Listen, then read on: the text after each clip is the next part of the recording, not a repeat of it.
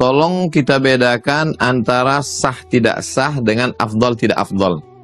Dan seringkali kita berpikir, yang penting kan sah. Kenapa ketika bangun rumah kita begitu detail memilih reliefnya, ketika kendaraan kita begitu detail melihat outdoor indoornya, kenapa ketika perhiasan kita begitu detail melihat ukirannya, dan ketika ibadah kita yang penting sah. Jadi tidak berimbang antara penilaian kita tentang keduniawian dengan akhirat. Jadi cobalah kita ikuti ibadah ini, jangan hanya sekedar sah tidak sah. Ini kan yang wajib, ini sunat. Kita ikuti detail kalau mau mendapatkan cinta Nabi SAW dan kita mencintai agama ini. Untuk bersahur itu dianjurkan untuk takhir di akhir-akhir. Bahwa bangun malam untuk tahajud silakan. Tapi kemudian untuk sahurnya, maka ketika Sayyidina Anas bin Malik ditanya, bagaimana? Anas bin Malik di rumah Nabi 10 tahun. Khadimtun Nabiyya 10 sinin. Ketika ditanya, kamu bersahur dengan Nabi, wahai Anas? Ya, saya tidur di rumah Nabi, saya makan sahur dengan Nabi.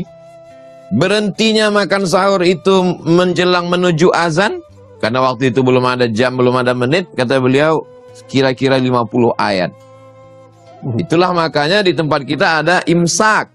Imsak itu yang diatur di masjid 10 menit menjelang azan, ada imsak sejenak. Itu diambil dari hadis. Itu bukan akal-akalan ulama Nusantara dari Indonesia.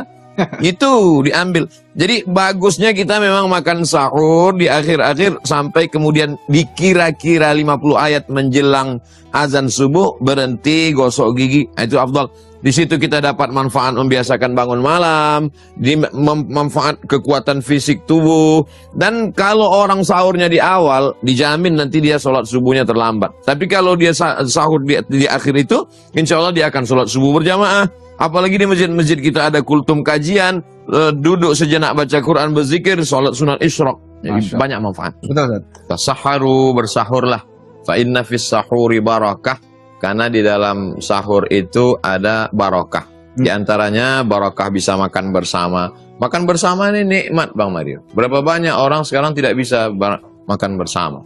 Karena saking sibuknya cari makan sampai nggak sempat makan. Lalu kemudian kita bisa membiasakan diri bangun malam.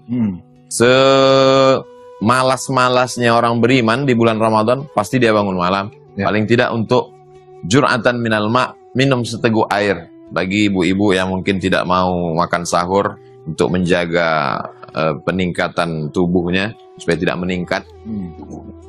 Ketika suaminya nanya, Mama nggak sahur? Oh enggak, minum air putih aja. Padahal tadi udah 2 mangkok duluan. Bisa juga. Nah, jadi ketemunya ya di sini. Dan yang paling berkah ya ini, berkah indahnya Ramadan ini. Masya Allah. Jadi kita bisa nonton tapi sekaligus sebagai tuntunan. Ini banyak sekali berkah. Berkah artinya adalah ziyadatul khair, tambahan lebih dari yang semestinya. Semestinya hanya sekedar bangun, makan, minum, tapi ketika kita bersahur, Allahumma barik li ummati fi bukuriha, berikan berkah pada umatku pada awal-awal malam, pada awal-awal hari. Jadi siapa yang paling awal bangunnya, dia yang paling banyak dapat keberkahan-keberkahan. Kontradiktif, Ustadz mengatakan bangun paginya di awal, tapi kemudian sahurnya di akhir. Gimana mau bangun jam 2, sahurnya jam 3.30? Jadi malam itu diawali menghitung waktu afdal tahajud untuk bangun malam itu dari Isya. Jadi kalau kami di Sumatera Isya'nya jam 8, subuhnya jam 5, maka berarti antara Isya ke subuh 9 jam. 9, 10, 11, 12, 1, 2, 3, 4, 5. Mana waktu yang afdal? Waktu yang afdal adalah 3 yang di tengah ini. 9, 10, 11, yang afdal 12, 1, 2. Inilah yang disebut dengan waktu sepertiga malam yang afdal untuk bangun untuk tahajud.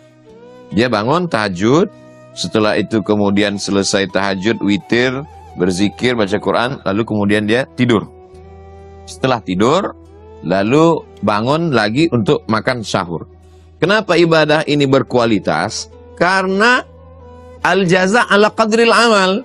Balasan berimbang dengan kadar kesulitan. Jadi kesulitan dia menghadapi dua. Pertama, kesulitan untuk bangun tahajud. Wa minal laili fatahajjad. Yang kedua adalah kesulitan untuk bangun lagi sahur. Di situ dia memang betul-betul. Jadi madrasah Ramadan, pendidikan Ramadan adalah pendidikan orang untuk konsisten, on time, tepat waktu, mengikuti aturan Allah SWT, bukan mengikuti selera dia. Jadi kalau mau ringan-ringannya aja, ya nantilah bangun malam jam 2 sekaligus sahur. Atau yang paling ringan lagi adalah habis tarawih langsung sahur, nanti bangunnya kira-kira udah mau berangkat ke kantor. Nah, ini na'udzubillah. Jadi ini semua proses pembentukan diri. Demikian, wallahu a'lam.